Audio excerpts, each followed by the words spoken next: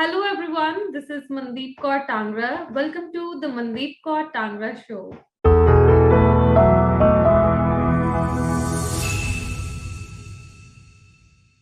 Today we have with us Mansharamani. Ma'am has met me first at one of the event in Amritsar, and she is a business coach with over 35 years of experience.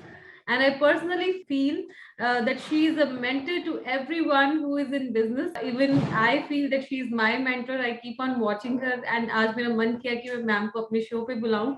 So we are about to complete our 100 episodes, and in my first 100 episodes, I'm lucky that I am covering Uma ma'am here. So ma'am, welcome to the show. Thank you so very much, Mandeep. It's a pleasure and an honor to be here and to address your audience, which is so young and which has so many years yet and so many miles to travel in their life's journey. Right. Glad to address all of them. So, ma'am, I just want to tell you that we have over 1 million people following us, and this is an audience which we have built from last 10 years. और सारे ही मेरे जैसे ही हैं. They are doing business, they are into some job, they are of my age, and we are keen to learn from you in the session today. So first, like, how is life treating you? आजकल, how is your mood going on? What you are up to? As I told you, I am a business cum life coach. So I know that your mood is in your hands. Mm-hmm. You have to take control of your mood every time because that impacts your frequency. Right. And whatever frequency in life you are vibrating at, that is what you attract in your life. You can actually create your life, your desired life. Mm-hmm. And that's how I always observe what is going on inside of me, in my mind, in my emotions, what I'm feeling. And I can actually change my mood. When I'm aware, I can actually control it and I can take charge of my life instantly. So, recently I attended your session on entrepreneurship, and I was, wondering that आपने इतना कुछ achieve कर लिया है, इतनी दूर पहुंच गई हैं, but still you are very keen to teach people the basics of entrepreneurship.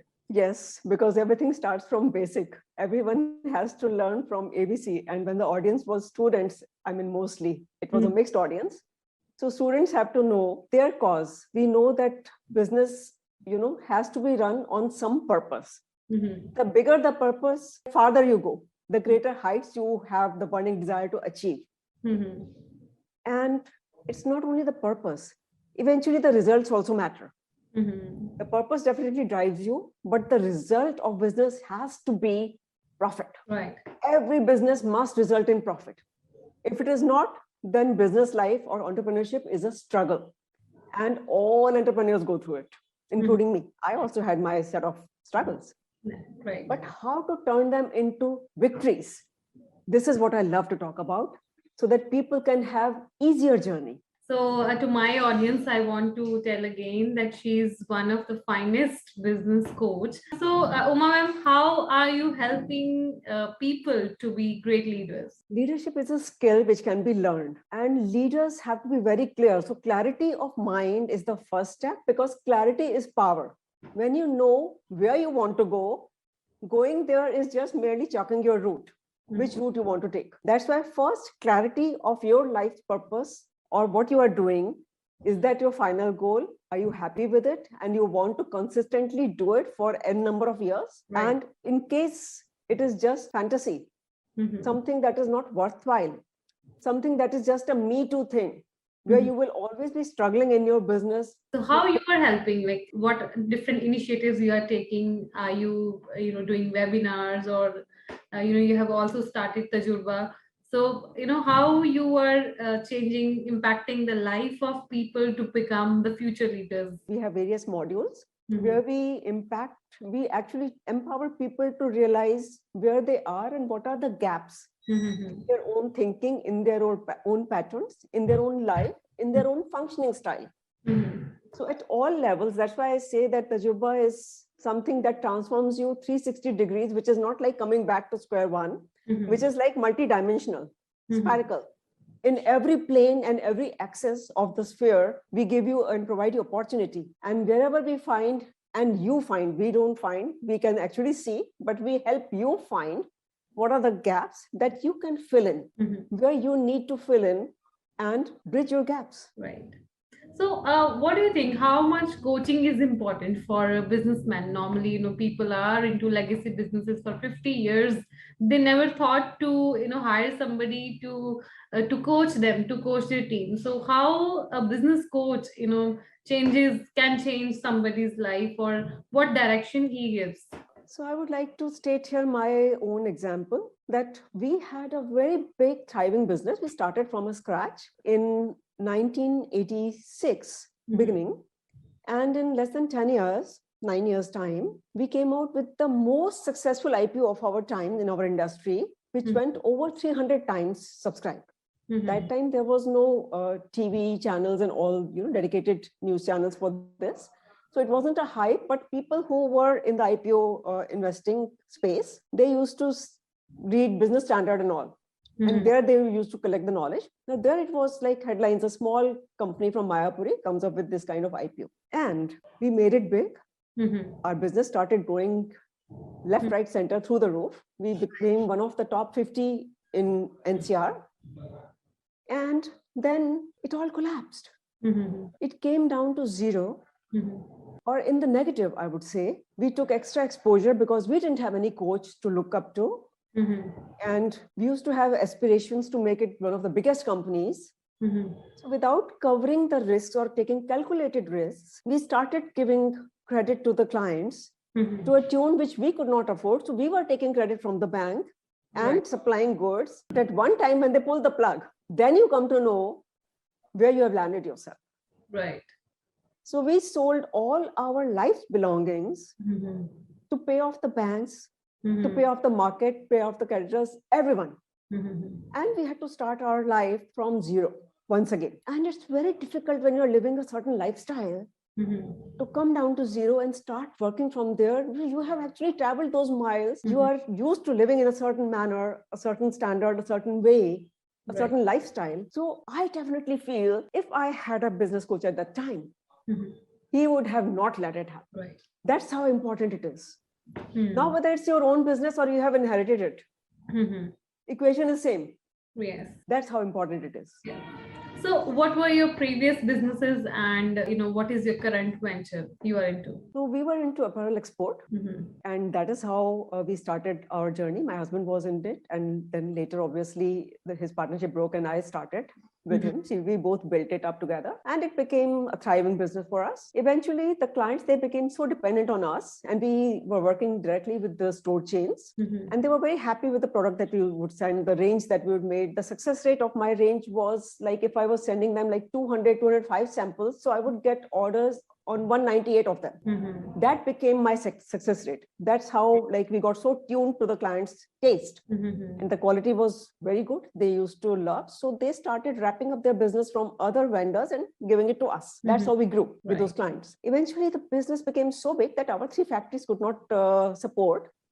And we asked them that, is it okay that we give it to our friends who don't have enough work, but they are having their factories? And they said, we don't care. As long as, Uma, you are taking responsibility. As long as the inspection certificate has your signatures that you have authorized that shipment to leave that country and land at our warehouse. That was such a big moral responsibility that I would travel to Nepal practically 2-3 times a month to check all the shipments personally with my eye, even though we had deputed our QCs over there. But all final inspections I will do myself because I was morally bound by that signature. Right. And that's how they wrapped up all business, and it came to us for the entire region. Right. So you were in apparel business, and then what was the next? So in apparel, we were doing good. And then we added some accessories to that, soft accessories, and some costume jewelry and little stuff we tried, but that was not something big. It was only apparel and accessories. And then when I started giving orders to other companies, then we became sourcing agents. So Heritage Sourcing was my company that was initiated in 1997. And that did pretty well. So we were doing business with factories in like China, Nepal, Bangladesh, UAE, and our own. And of course, sourcing fabrics from, Nepal or other places, China as well. Hong Kong, we used to import some fabrics and accessories, and goods were being made in Nepal. So all the operations were being monitored and channelized through me. Right. So what is the latest venture you are into? So latest is my dream venture, which is Tajruba. And Tajruba is a company where we have we started with Tajruba Talks, TED Talks, Josh Talk, that's how. And we initially, after our disaster and fiasco, we thought that we should help startups and other businesses that they don't go through the same issues that we had to struggle with. Right. So that was like pro bono services we started. And we used to visit various universities and various startup groups to help people understand their business model and whether they are doing it right, whether it makes a business sense, or where they in their growth plans, they're going to mess up. Because sometimes if you're not ready for growth and you plunge into it, your business can be a disaster. It can really create issues for your business. So you have to be at a certain level and ready for that growth with your infra, with your capabilities of that current infra. Otherwise, you set that infra to bring it to the level that you can attain that growth. You can service that client's requirement. So, you are such an energetic woman. आपका profession ऐसा है कि you have to, transfer or give a lot of energy to other people. So how you keep, your energy high all the time? You have to motivate 100 people, 1,000 people every week. And how you keep your energy so high? So we all know that we all are bundles of energy. We just have to realize it. And if we know scientifically the equation of energy, it's E is equal to mc square. So energy is mass plus the speed, speed of light, right? Yes. Now, speed of light, of course, we can't compete with, but as fast as we can, we have to make our decisions faster. We have to move faster, take actions faster. And mass, we all are we all have body mass. So how you actually train your brain to think that you are a bundle of energy, that impacts your mindset, and that impacts the speed that you acquire in all your day-to-day life.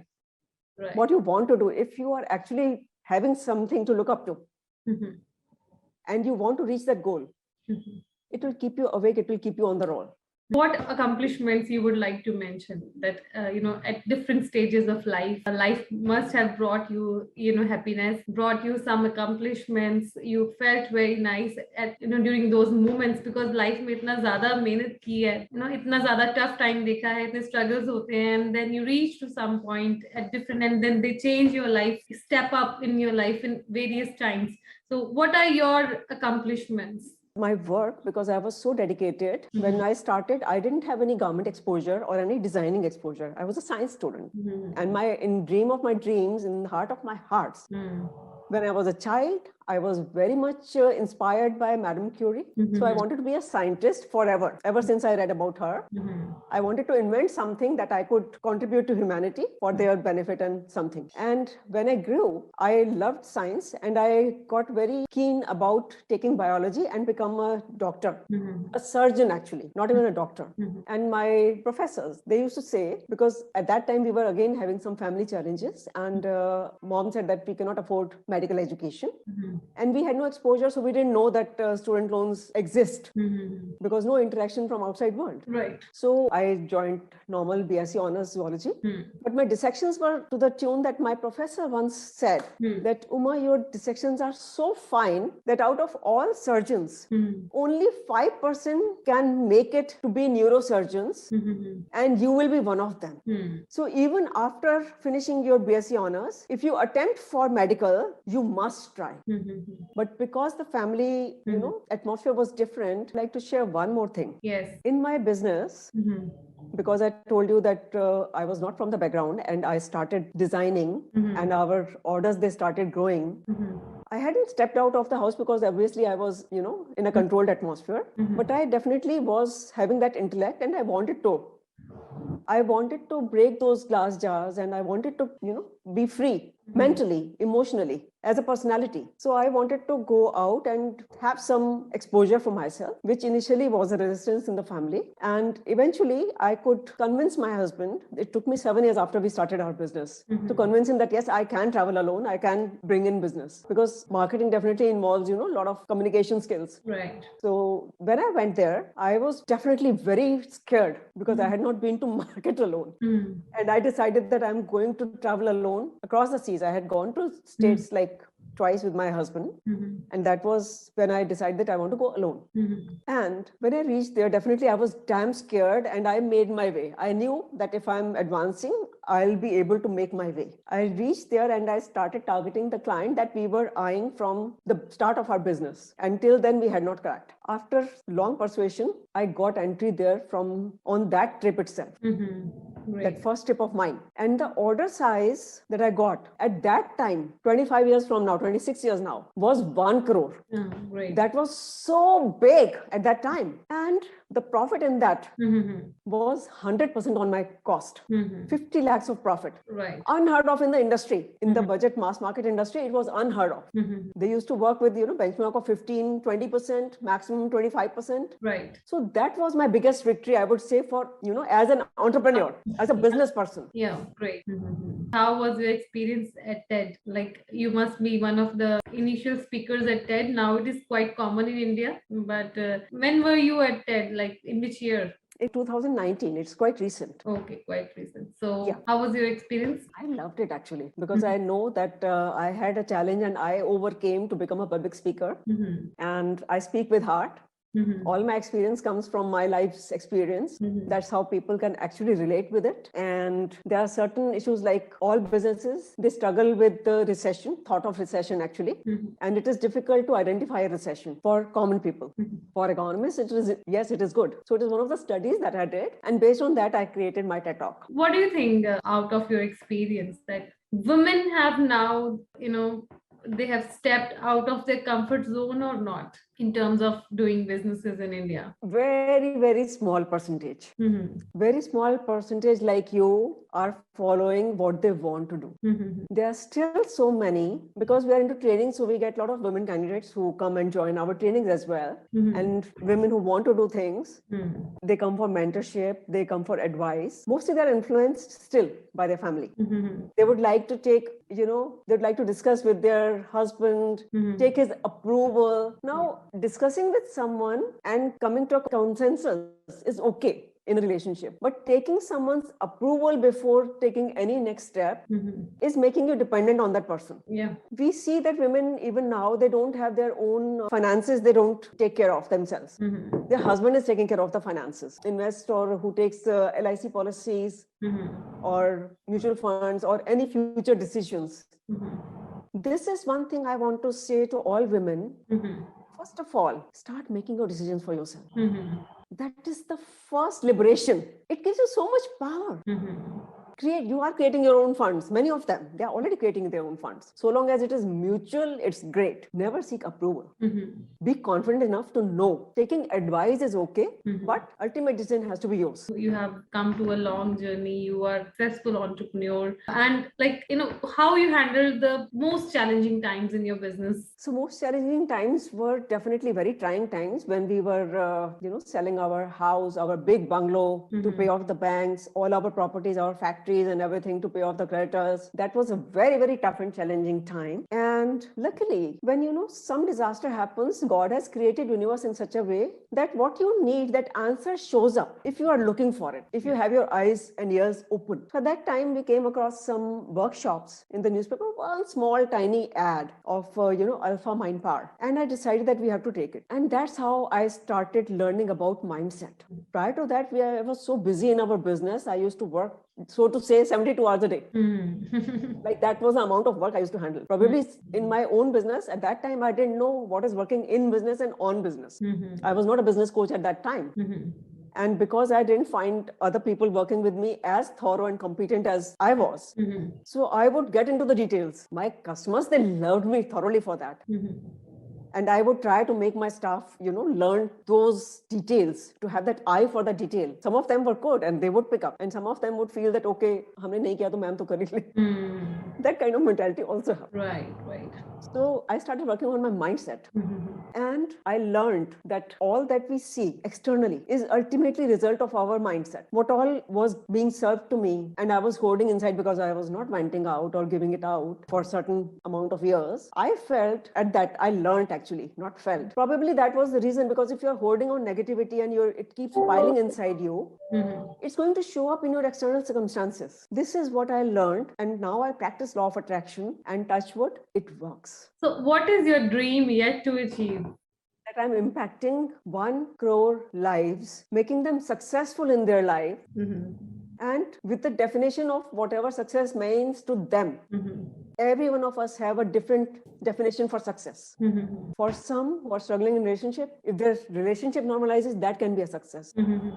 For some who have issues with their growing kids, they don't listen to them and there are constant fights and they want liberty and they have a certain mindset and they want to protect their kids to some extent. They want to instill certain values. That could be a challenge. But majority, I would say, these would be like 20-30% maximum, these kind of issues. Maximum are financial issues. For business owners, even issues, financial issues and business profitability is the major issue, because that impacts your relationships, that impacts the lifestyle, that impacts the education of your children, everything else. Right. So that forms a very big portion of what I want to create as an impact in their life. Right. Financial success. What life skills or what life mantras you follow to lead a successful life? At every given time, be sure of your purpose, clarity of purpose, clarity of goals, long-term as well as short-term, a to-do list towards your goals, and constant daily action, so that you are advancing towards your goals